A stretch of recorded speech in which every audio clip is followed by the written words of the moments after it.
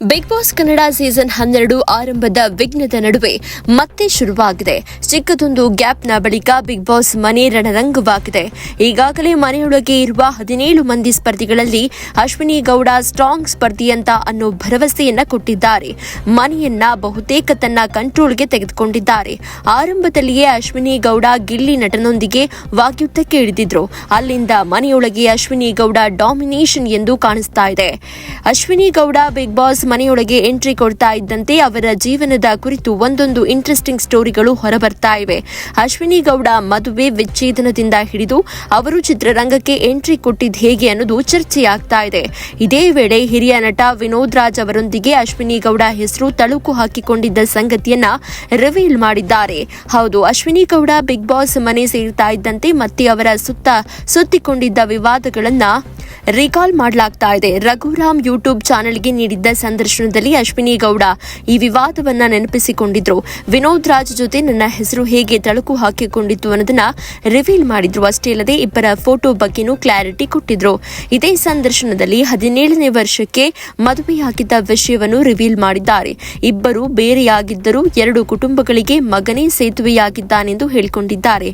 2 ಕುಟುಂಬಗಳು ತನ್ನ ಮಗನನ್ನ ತುಂಬಾನೇ ಪ್ರೀತಿ ಮಾಡುತ್ತೆ ಎಂದಿದ್ರು. ತನಗಿಂತ ಹೆಚ್ಚಾಗಿ ತಂದೆ ಮಗ ಇಬ್ಬರು ಕ್ಲೋಸ್ ಫ್ರೆಂಡ್ ಆಗಿದ್ದಾರೆ. ಹಾಗೆ ಮಗನನ್ನ ಸದ್ಯಕ್ಕೆ ಚಿತ್ರರಂಗಕ್ಕೆ ಕರೆದುಕೊಂಡು ಬರುವ ಉದ್ದೇಶವಿಲ್ಲ ಅಂತ ಹೇಳ್ಕೊಂಡಿದ್ರು. ಮದುವೆ ಬಳಿಕ ಅವರಿಗೆ ಮಗ ಜನಿಸಿದ್ದ. ಆಗ ಮಗನಿಗೆ ಕೇವಲ 8 ತಿಂಗಳು. ಜೀವನದಲ್ಲಿ ಏನಾದರೂ ಮಾಡಬೇಕು ಅನ್ನೋ ಹಂಬಲವಿತ್ತು. ಹೀಗಾಗಿ ಶೇಷಾದ್ರಿಪುರಂನಲ್ಲಿ ಇನ್ಸ್ಟಿಟ್ಯೂಟ್ ಒಂದರಲ್ಲಿ ಫಿಲ್ಮ್ ಡೈರೆಕ್ಷನ್ ಕೋರ್ಸ್ಗೆ ಸೇರ್ಕೊಂಡಿದ್ರು. ಅಲ್ಲಿ 40 ಜನ ಹುಡುಗರಿದ್ರು. ಇವರು ಒಬ್ಬರೇ ಮಹಿಳೆ. ಇಲ್ಲಿಂದ ಸಿನಿಮಾ ಇಂಡಸ್ಟ್ರಿ ಕಡೆ ಅವರ ಪಯಣ ಮುಂದುವರೆದಿತ್ತು. ಈ ವೇಳೆ ಇವರೊಂದಿಗೆ ಒಂದೊಂದೇ ವಿವಾದ ಗಾಳಿ ಸುದ್ದಿಗಳು ಅಂಟಿಕೊಂಡಿದ್ದವು. ಅದರಲ್ಲೊಂದು ವಿನೋದ್ ರಾಜ್ ಜೊತೆಗಿನ ಮ್ಯಾಟರ್ ಕೂಡ ಒಂದು. ಅದೇನು ಮಾಡಿದ್ರು ಅಂದ್ರೆ ನಮ್ಮ ಯಾರದ್ದು ಸಿನಿಮಾ ಹಾಡಿನ ಸ್ಟಿಲ್ ತೆಗೆದುಕೊಂಡಿದ್ದಾರೆ. ಅದರಲ್ಲಿ ಅವರು ನನ್ನನ್ನು ಅಪ್ಪಿಕೊಂಡಿರುವ ಸ್ಟಿಲ್ ಅದು ಕ್ಯಾಪ್ಷನ್ ನಲ್ಲಿ ಮಾತ್ರ ವಿನೋದ್ ರಾಜ್ ಅವರು ಇಷ್ಟು ವರ್ಷ ಆದರೂ ಯಾಕೆ ಮದುವೆ ಆಗಿಲ್ಲ ಅಂತ ಕೊಟ್ಟಿದ್ದಾರೆ. ಯಾರೇ ಆದರೂ ಆ ಕ್ಯೂರಿಯಾಸಿಟಿಗೆ ಓಪನ್ ಮಾಡಿ ನೋಡಿಯೇ ನೋಡ್ತಾರೆ. ಮುಂದೆ ನೋಡ್ತಾ ನೋಡ್ತಾ ಇದು ಸಿನಿಮಾದ ಒಂದು ಸ್ಟಿಲ್ ಅನ್ನೋದು ಗೊತ್ತಾಗಿದೆ. ಹೀಗೆ ನನ್ನ ಬಗ್ಗೆನೂ ಏನೂ ಮಾಡದೇನೆ ವಿವಾದವನ್ನ ಸೃಷ್ಟಿ ಮಾಡಿದ್ರು ಅಂತ ಅಶ್ವಿನಿ ಗೌಡ ಕ್ಲಾರಿಟಿ ಕೊಟ್ಟಿದ್ರು. ಅಶ್ವಿನಿ ಗೌಡ ಚಿತ್ರರಂಗಕ್ಕೆ ಬಂದ ಮೇಲೆ ಇನ್ನೊಂದು ಟೀಕೆಗೆ ಗುರಿಯಾಗಿದ್ರು. ಮದುವೆಯಾಗಿ ಮಗು ಇರುವ ನಟಿ 3ನೇ ಕ್ಲಾಸ್ ಮಂಜದಲ್ಲಿ ಬೋಲ್ಡ್ ಪಾತ್ರದಲ್ಲಿ ನಟಿಸಿದ್ದಾರೆಂದು ಹೀಯಾಳಿಸಿದ್ರು. ಆ ಸಮಯ ನನ್ನ ಕುಟುಂಬ ಹೇಗೆ ಬೆಂಬಲ ನೀಡಿತು ಅನ್ನೋದನ್ನ ರಿವೀಲ್ ಮಾಡಿದ್ದಾರೆ. 3ನೇ class Manja cinema bold scenes ಇತ್ತು.